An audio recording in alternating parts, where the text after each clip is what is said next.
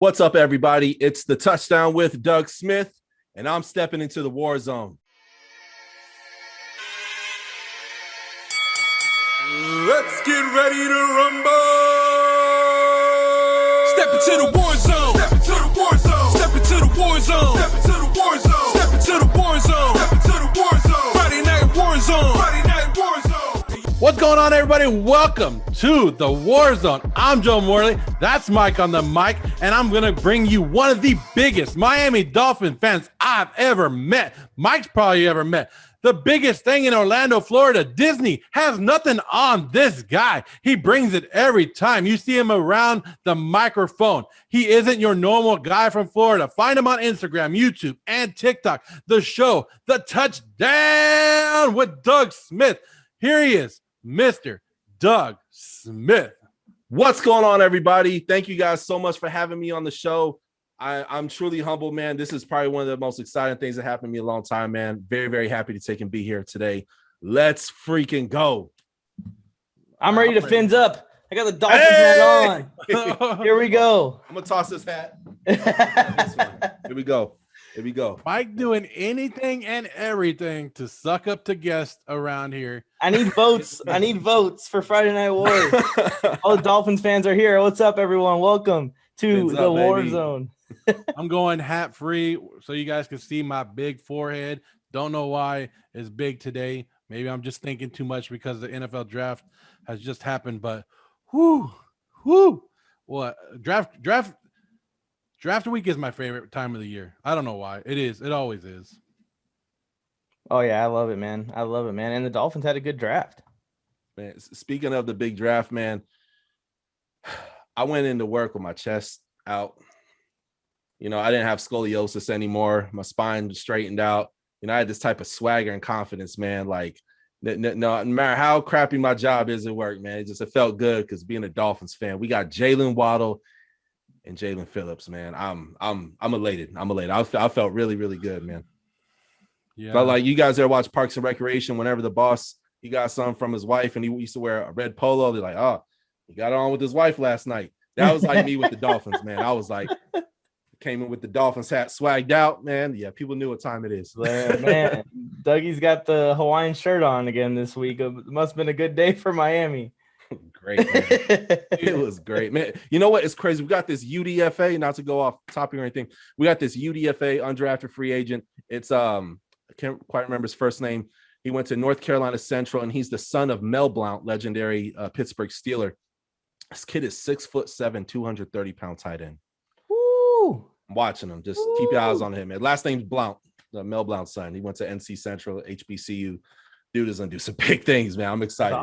That's awesome. Yeah, that reminds me of Parham Jr. The Chargers got him undrafted last year, and he's 6'8", similar stature. And he's a tight end. That dude's huge. He's gonna play this year. They let Hunter Henry go, and they didn't really bring anyone in other than Jared Cook. He's gonna play. Yeah. They drafted one. Chargers drafted one, but they drafted McKitty.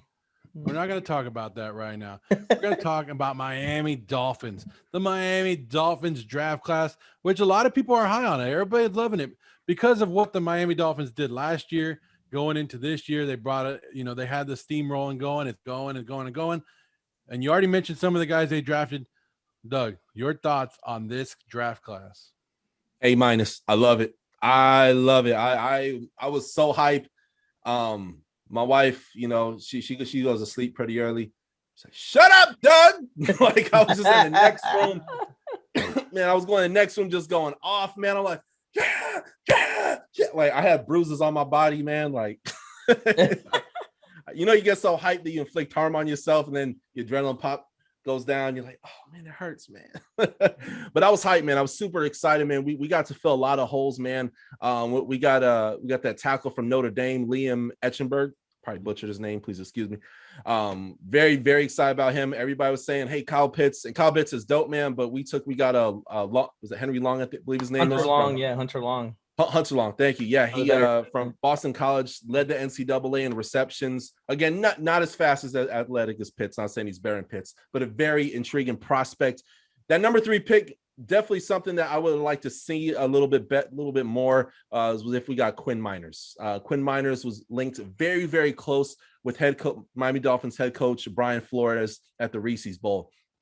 And yeah, man, I was a little bummed out, man. So shout out to the Broncos, man. They got a great guy, but I really wanted him in the third round, but it's okay. You know, we got a really good guard already, and that really completes our O-line. You know, we got a safety in Javon Long, was it 9 interceptions, I believe it was, from Oregon. Dude, long arms, quick. He could take and defend the slot. Decent tackler, you know, but really, really good at defending and blocking, knocking down passes. So very excited about that.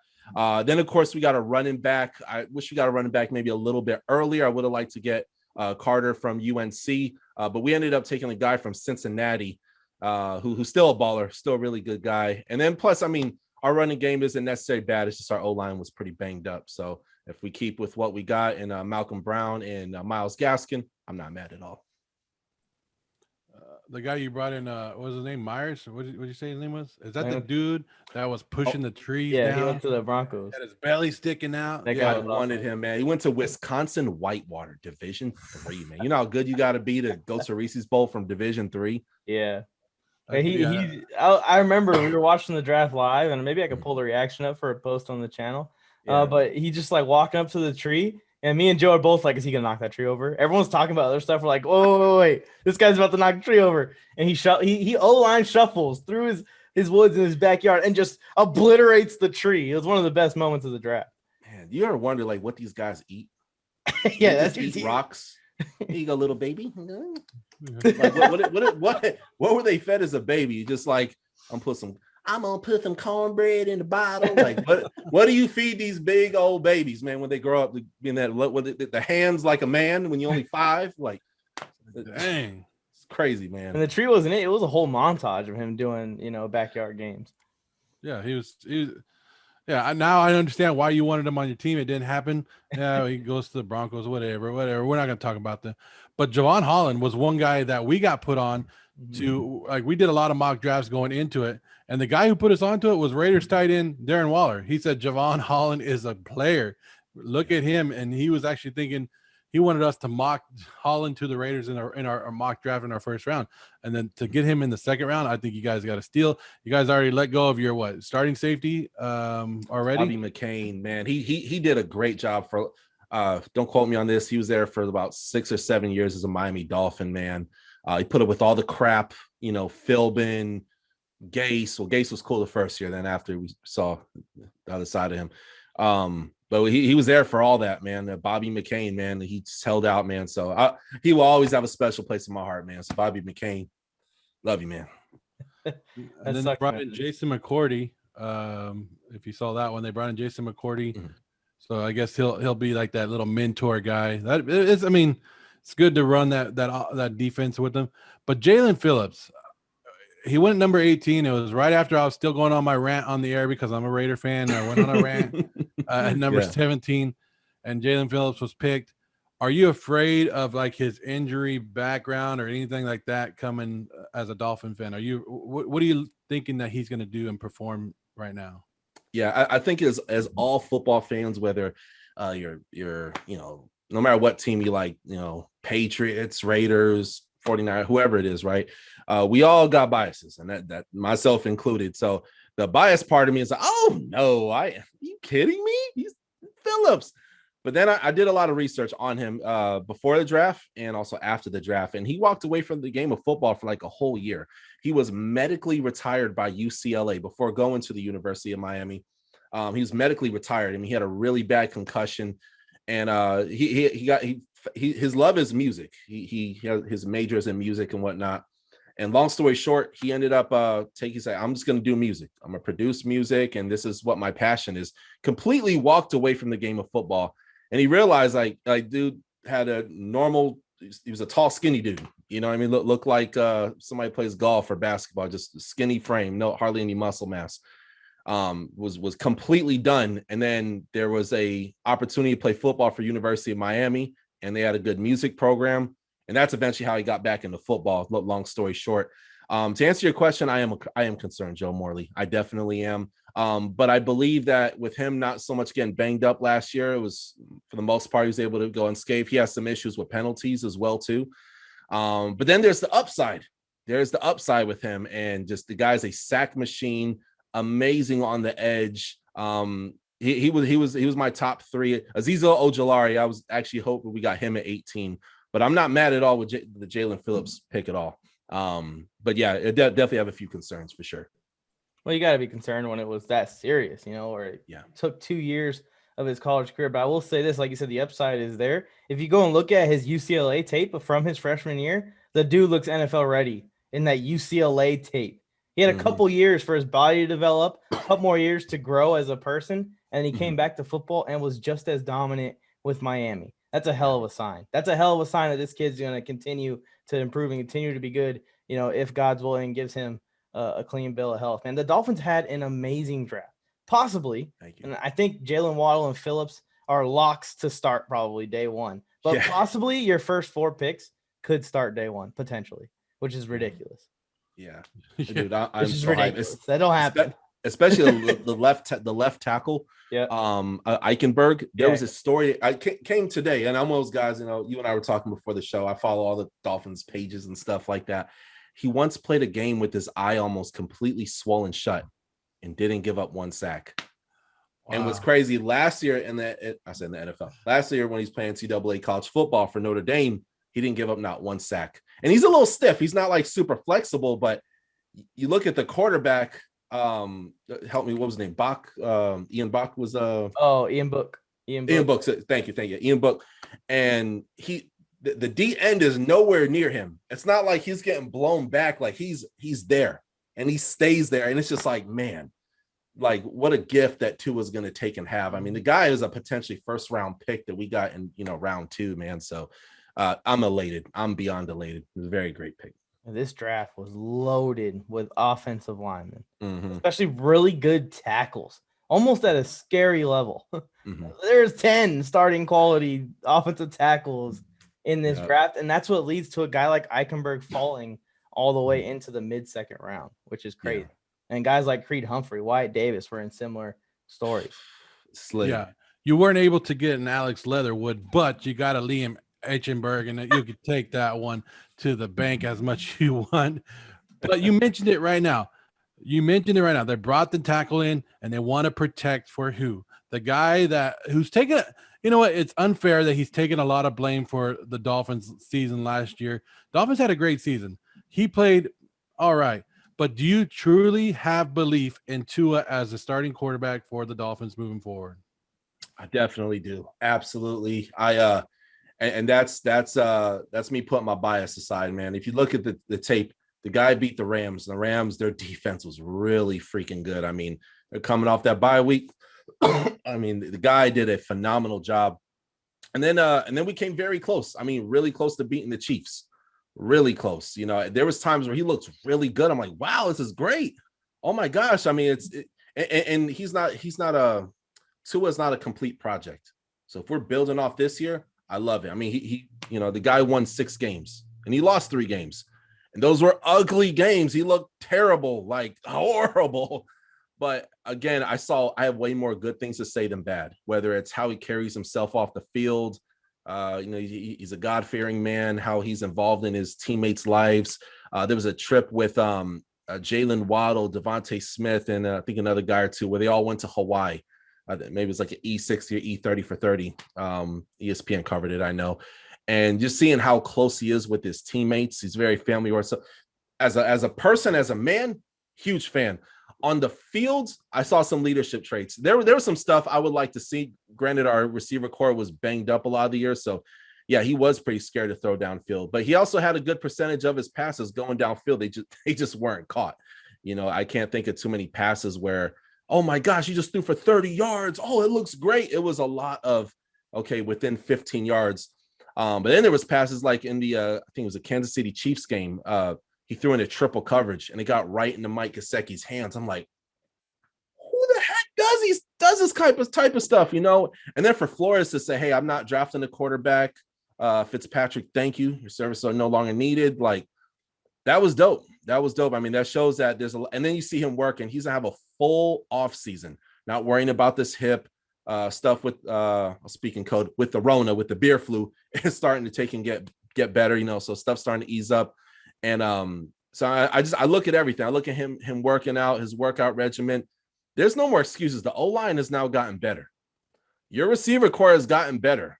You got Malcolm Brown now. It's gotten better. You got more weapons. He has everything he needs to take and succeed. And for us to eventually take and win a Super Bowl within the next few years. So it's Tua time all day, baby. Tua time. So yeah, I'm a believer. Tua time in Miami. And it seems like he's got it naturally in here. Well, in here for him in his left shoulder. He's got it. It's physically, like I'm saying, he's got the talent to do it. He seems like he has it up here in the leadership, like you're saying. Now it's just about experience. I think the expectation for rookie quarterbacks was sent through the roof when his counterparts, both Joe Burrow and Herbert, came out and went crazy. You got to remember that both the Chargers and the Bengals needed a savior.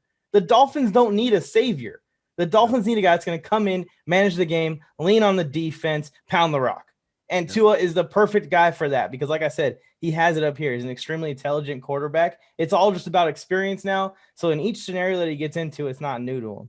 That's really what it's about, is making these scenarios that you're going to be in regularly as an NFL quarterback and be expected to perform at a high level normal. Yeah. Once that's normal to him, he's going to be fine because he's gifted with the arm talent. He's gifted with the IQ and football knowledge, and he's gifted with the mentality. I'm sure he learned a ton from Fitzpatrick. Yeah, absolutely. I'm going to say, and I'm not meaning it as a bad thing. I wasn't on the Tua train last year when he was about to be drafted, right? I thought the Dolphins could have gone somewhere else and got an offensive line, get the quarterback later. That was last year. I wasn't happy when they pulled him out of games late, and let Fitzpatrick come in and finish the games. I thought that took away a lot from him. I'm going to say Tua is a game manager, and that's not a bad thing to say. A game manager is not a bad thing. That means it's somebody who doesn't turn the ball over, right? He moves the ball, but he needs the weapons around him to succeed. And, he was lucky enough to go to a college like Alabama where they have the best weapons, right, that you can get in college. They're borderline the NFL team already. Yeah. And then he goes to Miami, and they didn't really have too many weapons, but they had enough. That defense is what carries Miami right there. That defense is what's going to allow him to. And if he just doesn't turn the ball over, they're going to win games. So I'm calling him a game manager. I'm not calling him the great quarterback or an elite quarterback. I'm not going to put him in the top 10 quarterbacks in the league, but I'll put him as a winning quarterback, somebody that could win games for you. He's your Ryan Tannehill. He's your Derek Carr. To speak about the Raiders a little bit, he's your Derek Carr. When you think of him, that's the kind of quarterback I think of him as. Just like I don't even want to say mediocre because that's disrespectful to all the guys. They're just your average quarterback that's not going to make the mistake, and they'll win the games for you when everybody is on. But they could also make that one mistake to lose that game. Yeah, absolutely. It's and that's a reoccurring thing is that he was pulled. I want to say 2 to 3 times throughout the season, and I feel a few ways about that. Part of it is like, hey, okay, he was seeing what you could do, but we also still need to make the playoffs. So your development is important, but not as important as making the playoffs. So, and it's not like, and my whole thing was with Ryan Tannehill. He was on pace to throw in 20 interceptions by the time they took him out, and a lot of people don't want to talk about that. Tua, on the other hand, has a low interception, but he's also, there was times he looked a little scared. He's out there on a hip that was surgically repaired less than 12 months previous, and now it's going to be nice because by the time this next NFL season starts, he'll have 2 years of playing on it with no injuries. It's kind of like when Adrian Peterson came back. He got to know from his nasty ACL, I believe it was. His knee was just basically gone. They're like, man, Adrian Peterson's, his career is done, right? But he got to know his body, and you look at the modern medicine, and this isn't like when Bo Jackson tore his joint and the dude was done after 3 years in the NFL, but yeah, as far as him getting pulled out of games and stuff like that. Yeah. I wish they would have kept him in. It's like the Broncos game. You know what I mean? They pulled him out of there, and rightfully so. He sucked. I hated that game. I was so mad.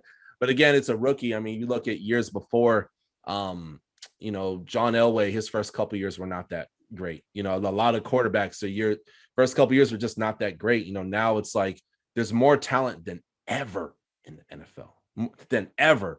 And now it's like, okay, you have one bad year, maybe you get a second chance. I mean, there's guys who, could have been the next Brady possibly already, but they were trash in the beginning. They needed that time to development. There's not really a development league or anything like, not to go off a tangent or change the topic, but yeah, man, so Tua, I mean, I like what I saw year one, but there's some stuff I didn't like, and I'm looking forward to year two for sure. I wouldn't even call it a bad year necessarily. Like you said, they won 6-3 with them. Yeah. Just developmental still. And if you're developmental year, you're almost a playoff team. The Dolphins should have been a playoff team. They should have been. Just a tough competition in the AFC holds them out. That's all it is. But yeah, if you almost make the playoffs your rookie year, I don't think that's necessarily even a bad year. The doubts just come because they saw Herbert and Burrow throwing it 50 times a game and expect that across the NFL. It's just not the way it is. That's not the game plan in Miami. That's why I hope that those different quarterbacks too, Yeah, that's why I hope those running backs can stay healthy because Miami's going to be good. They're going to be really good. It's not just Burrow and Herbert. It was pulling them out late in the game. Yeah, I know you want to see him do it, but pulling them out kind of put more doubt in him. Like, does Brian Flores actually believe in him? But if you didn't pull him out, we would have never saw the greatest pass from Fitzpatrick when he had his face mask this way. He throws it all the way against my Raiders, whatever it was. But I think that was the doubt. But like you said, now some people can thrive on not a lot of off-season programs. Some people can't. And this is, I think we judged some of the rookies early last year that only had 1 month of training camp, only had that condensed playbook. Let's see what they do with the full season. And Tua is one of the guys that we're going to be looking at in the sophomore season of the NFL season. Yep, so. Agreed. And some of the guys only had like 5 minutes to prepare. Yeah. Come on, really? Like Justin Herbert, he had 5 minutes for a game, but I'm just saying some guys are more prepared and they catch it more. They catch that offense quick. How do we know that Tua wasn't having issues catching onto that offense and wasn't exactly ready for the NFL offensive lingo and stuff like that? I'm not saying that's what the issue was, but some guys are a little slower learners than others, and that could have been the issue. I know you don't want to go with it because you want to say Justin Herbert, but no. I mean, I agree with you to an extent. I think the pulling out of the games was more of like a, hey, let's preserve our playoff berth than it was, hey, Tua, we don't think you're going to be able to do it. Because I feel like if they were just purely focused on his development and not trying to get into the playoffs, they would have just left him in. Win or lose, it's an experience for him. Yeah. Let me ask you this, Doug. Mm-hmm. Jaylen Waddle came out before the draft, and he said Mac Jones is the better quarterback than Tua. Do you think that's going to be an issue in the locker room? Not at all, man. It's really tough to get underneath Tua's skin, man. Like, I've seen some reporters get pretty disrespectful with Tua. Like, if you watch some of the interviews and he's like, the most you're going to get out of him is like, people got their opinions, and they're playing with each other. That's okay, That's it. Like, you're not going to be like, what? Like, you're not going to get that from Tua, kind of thing. It's really tough to get underneath the skin. Like, the guy carries himself very well on and off the field, kind of thing. When I first saw that, I'm not gonna lie, it pissed me off a little bit because I'm thinking where we at in the draft, and I'm like, dang, man, okay, well, I guess we're getting Jamar Chase. And that's the first thing that came to mind. But here's the thing, man. I don't even know what to even say, man, because like when I saw that, I was like kind of blown away, you know what I mean? And then the media is acting like almost like, well, Tua's basically the media, the Skip Baylesses of the world, they've pretty much turned their back on Tua. You know what I mean? And it's nice because, it's going to be that much more sweeter when we punch the rest of the league in the face, man. Like, you know what I'm saying? Like, it's one of those things. So yeah, I mean, and there's a lot of quarterbacks who were better in college, but they're going to suck at the next level. I can't say that for sure with Mac Jones because I haven't seen him play a season yet, But and who knows, man? Maybe Mac Jones is actually better than Tua in college, but that doesn't matter now because now everybody's on the same playing field. You know what I mean? So, exactly. I took it with a grain of salt, but at first I was pissed. Oh man, I was a little upset. I got a good fire back for Tua. If the media asks him about it, say like one of the beat writers ask him that little question, you should be like, well, you know what? I like throwing to Jerry Jeudy better than I like throwing to Jaylen Waddle. I like throwing to Henry Ruggs a little bit more than I like Jaylen Waddle. But here we are on the Miami Dolphins now, so I'm gonna give him the ball. Yeah. And just shut it all down. Joke about it a little. Oh yeah, absolutely, man. Absolutely. Yeah, it's one of those things, man. It's just, the media is the devil, man. You know what I mean? We live in a society where fathers don't talk, even outside of football in a political aspect, fathers don't talk to sons anymore. And that same media also comes to the sports world too. They try to stir the pot and get people against each other and stuff like that. So I mean, you just take it with a grain of salt, man. These people, they don't care about you. You know what I mean? They want a good story. They want to get a rise out of you. And that's what happened. They got a lot of people riled up like, wait, what? Why would he say that? But it is what it is. He can't take it back what he said. He probably does feel that way. But now you're on the same team as a dude. And it's not like they had any beef or problems. He's just saying who's the better quarterback, Yeah. So, and Mac Jones tore it up, man. Mac Jones is a beast. I don't know if that's going to translate to the next level. It's another story for another time. But yeah, man, we'll see what happens. So speaking about Mac Jones, he's now in the AFC East. He's up there in New England. And it could be where the Buffalo Bills are improving. New England is going to be New England. They had a down year, but they're going to be New England. Miami's improving. The Jets, we got to see the stories out there on them to see what they're going to become. They had a good draft, the Jets. I will say that. Yes, they did. And Josh Allen could be the oldest starter in that division when opening day comes. It could be. I mean, that's if Cam doesn't start, right?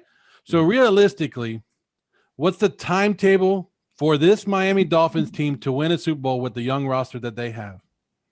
Yeah, man. I'm gonna take and say 4 years. I'm gonna say within the 4 years we make it to a Super Bowl, man. We're going on a year 2 with this quarterback, Tua, and I believe he's the one. I believe he's going to shut a lot of people up. There'll probably be a few, it's going to be one of those things, man. People going to be so caught up in last year that if he makes a bad play, oh, see, I told you so, it's, kind of thing. But people are going to be people. Buffalo is scary right now.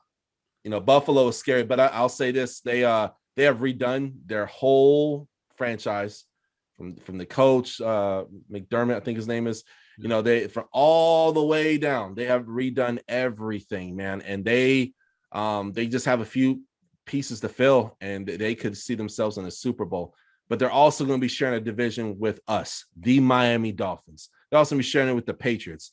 Tom Brady ain't there no more. You're not going to get Tom Brady results out of Mac Jones. He's not the next Brady. There will never be another Brady. He may be pretty good, but he ain't the next Brady. Cam Newton is still going to be taking pictures in leopard suits with hats, with strange Instagram messages, with making up words that don't exist. And then the Jets, they're rebuilding right now. They're having a straight up rebuild. They had a super dope draft. Definitely ranked them at A. Just putting all biases aside. But the Miami Dolphins, man, we have one of the greatest defensive coaches in the National Football League. We had a bunch of no-name cats out there, and Buffalo has a lot more bigger names, but we played great. We're more so drafted for the scheme and not so much what the player can do. Not that that's not important, but it's like, how like some offenses, they have gadget players. We got gadget defensive players, but we have a lot to too. I mean, our offense, our receivers got banged up a lot. The O-line has been an issue for years. It's finally getting repaired. I still would like a little bit more depth on the O-line if I'm being transparent and honest. But the direction I'm headed in, I mean, we could possibly make a playoff run this year. We could possibly win the Super Bowl next year. Who knows? It's like when the Chiefs won it, 2 years back. Who the heck saw that coming? When Seattle won it 7 years ago now, 6-7 years ago now, who the heck saw that? No one saw it coming. No. So when it happens, it just happens and nobody's ready for it, kind of thing. So it's going to be one of those things with the Miami Dolphins for sure. But to answer your question, I say 4 years. I like that timetable, and this draft, I think, really is the turning point, and it's the start of something special for them. If a guy like Jaylen Waddle turns out to be well, because that kind of is something that they're missing, is that number one weapon that can go out and fly and can ball and keep this offense upkeep with the offenses like the Bills, like the Chiefs in the AFC. That's not quite there, and of course, it's all on Tua as well. We were just talking about it. He's the most important player on this team. No more excuses neither. Exactly. On every team across the league, the quarterback is the most important. And as much praise as I gave him, he still has a lot of work to do because of what is in the AFC right now. You have some superhuman, Patrick Mahomes is already an all-time great level quarterbacks that you have to get through to get to the Super Bowl. Could something happen where something happens to the Chiefs and they just aren't as good one of these next couple of years and it's up for grabs? Yeah. And would the Dolphins be in that conversation? I would say so. Yeah, the AFC is the strongest conference now. It's shifted. The AFC they're becoming loaded, and it's not 3 or 4 teams. It's 8 to 10 teams that are just stacked and ready Browns. to go. The Chargers are coming up, man. There's just so many good teams, man. Like it's the Colts, Buffalo, Patriots, Dolphins. I mean, the list goes on, man. I mean, it's unbelievable how much talent is in the AFC now. And at one point, like I hate to admit it because we're all fans of AFC teams, but the NFC conference was the strongest conference, and now it's shifting on over, and I love it. I love seeing the influx of young talent coming into the league. I love these new coaches that they're bringing in, like Brian Flores.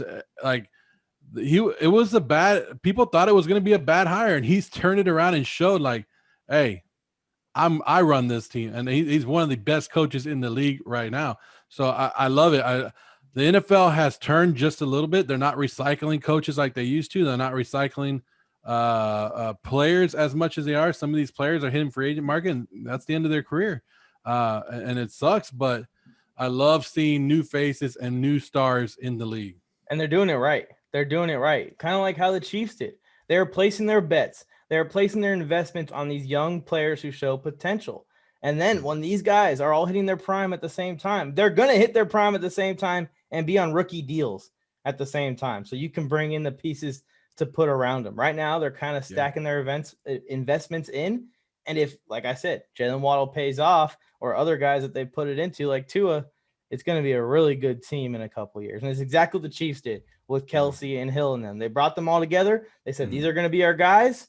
All right, Patrick Mahomes, come on in. We're ready for you. And you know what's crazy to add to that point, Dolphins are very, and I say that in a financial, not a political aspect, very physically conservative. That they're not doing like, oh yeah, let's just pay like the Rams. Oh, you get to make a deal. You get to make a deal. You get to make a deal. Here, you can get a first round pick. We don't like those, you know. They're not doing that game. You know what I mean? Where it's like the Seahawks. They really think they have a chance to win right now. Like, no, you're gonna be hurting for a long time. Yeah, and that's just what it is. It's not what anybody wants to hear of that fan base, but it's the truth. You can't build a team with not having first round picks. That's kind of important, you know.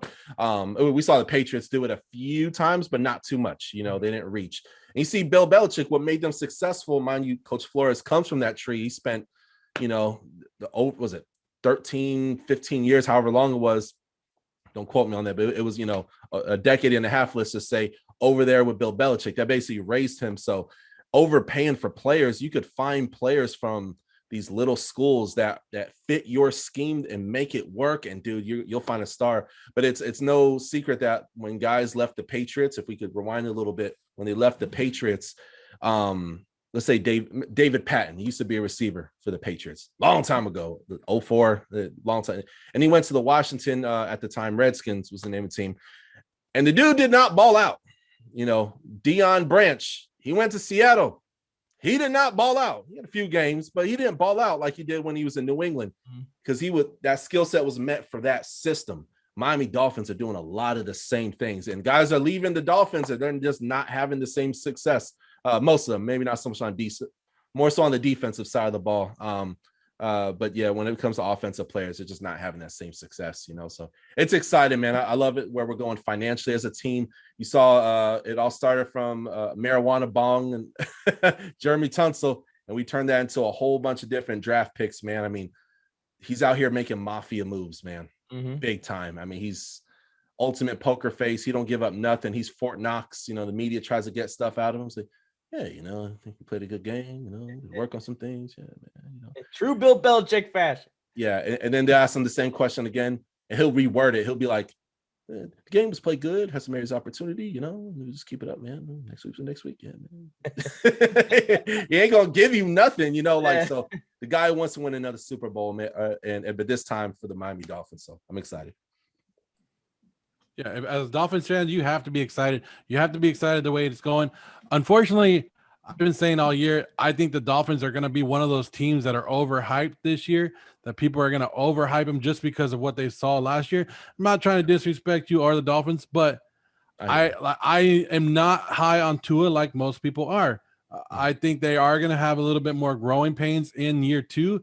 Do I think the leadership is there? Yes. Do I think that defense is there? Yes. I want to see the offense improve, and I think people are going to overrate them more and think of them as like a 12-win team or maybe 11-win team. But I still see the Dolphins in the 8 to 9 win area at this moment. Yeah, and the division got a lot tougher too, so you got to keep that in mind. The Jets made the right moves, like you said, in the draft and stuff to improve a little. I don't think the Jets are going to beat the Dolphins either game, but I think it's definitely something to worry a little bit more than previous years. Like, okay, maybe they could upset a few teams, win their 4 to 5 games, but where are they going to come, right? They're going to be somewhere, some random games that they're going to win.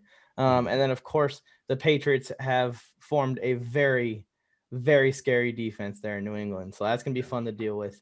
So I kind of like your take there, Joe. Let's not quite give them that 12, 13 win season. I'm safe with saying 10 or more, though, 10 or 11.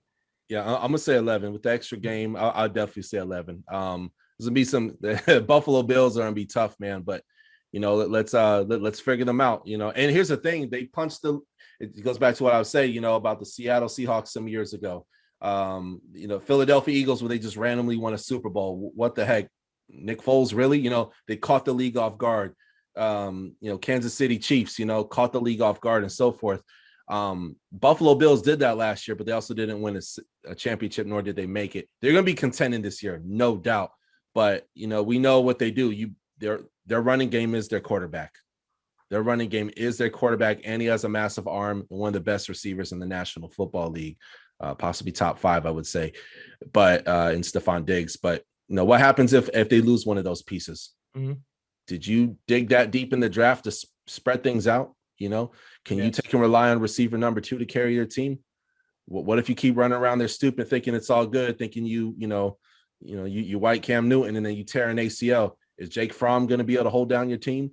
So you got Mitch Trubisky. Mitch Trubisky up there. Oh, he's right. Oh, okay. Oh, yeah. Forgive me. Yes. Mitch Trubisky started. Not to change the topic, man, but he started to do a little bit better. And then the playoffs happened, and he just.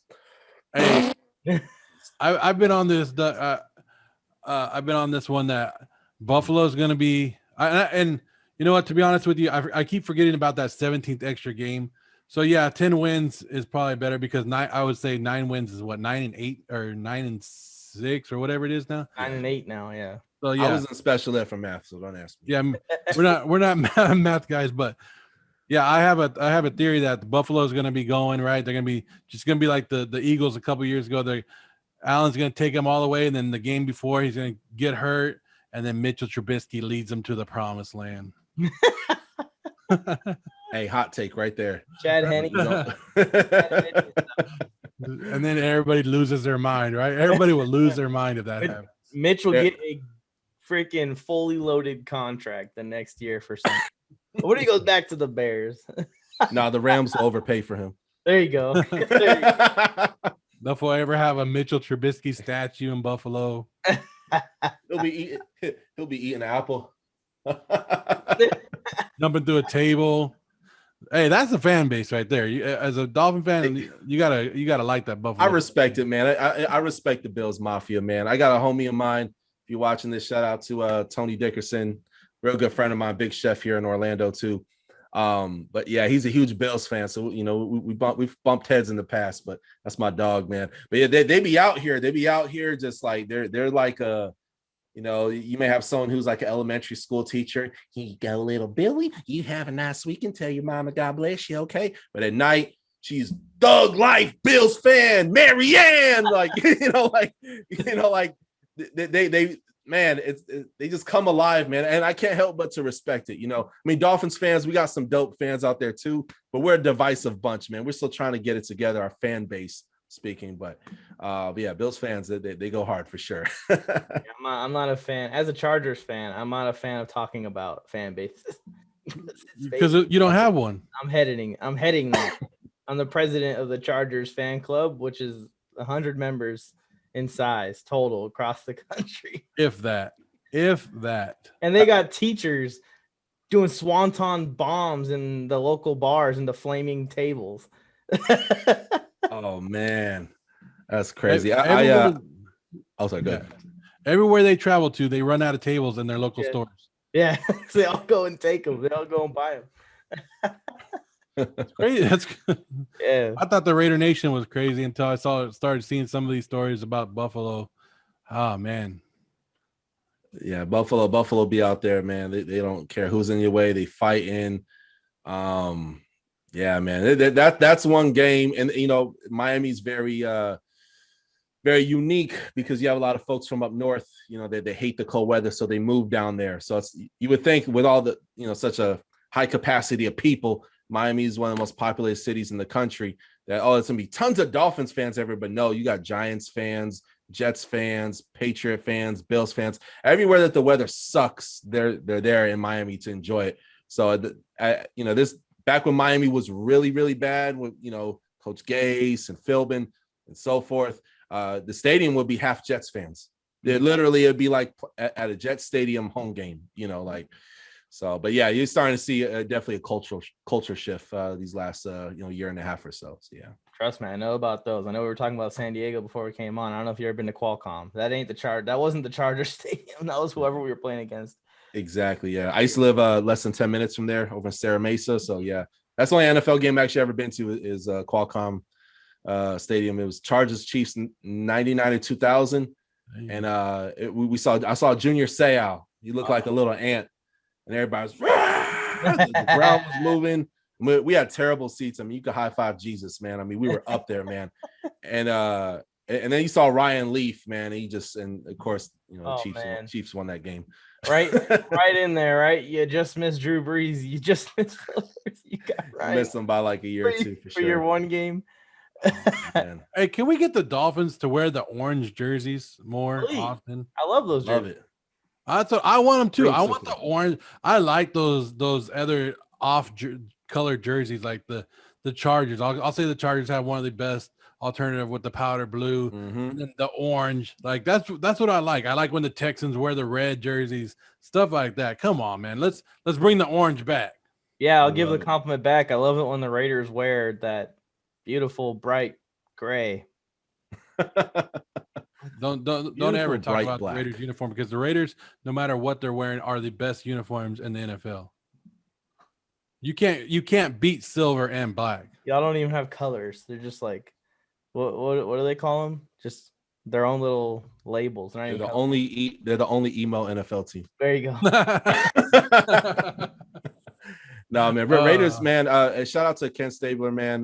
When he was alive, my dad was in the Navy, so we lived in Okinawa, Japan. And Ken Stabler, I didn't get to meet him, but my dad met him, so I had an autographed Ken Stabler picture for like forever, man. So he went there with old school Billy Kilmer, quarterback for the Washington Redskins back in the day. They went there together, so I got both of their autographs and stuff. So man, shout out to Kenny Stabler, man. This dude was a freaking beast, man.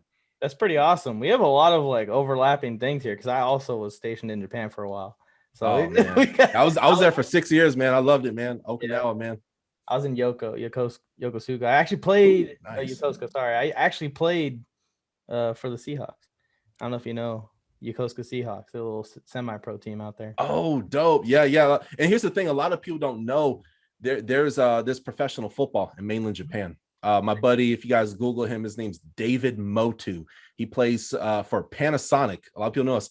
Panasonic has their own professional football team. And it's crazy because they'll recruit some Americans. And a lot of these guys, they're ex-NFL players who didn't, not XFL, but ex-NFL players, who didn't quite cut it, but they go over there to play professional football. And then fun fact, even Bo Jackson, the league is called the X League. Even Bo Jackson played a season for the X League. The X League out there, I actually played in it. So it's pretty crazy. Played against some of those NFL guys. Had a couple of those guys on my team as well. So yeah, I played corner. That's amazing. Yeah, I played 1 year of college football in the RMAC for New Mexico Highlands University. I was a skinny tight end. I was about 225 pounds. I could block, man. If you were 320 pounds, I could block you. I could keep you away from the quarterback. My catching skills.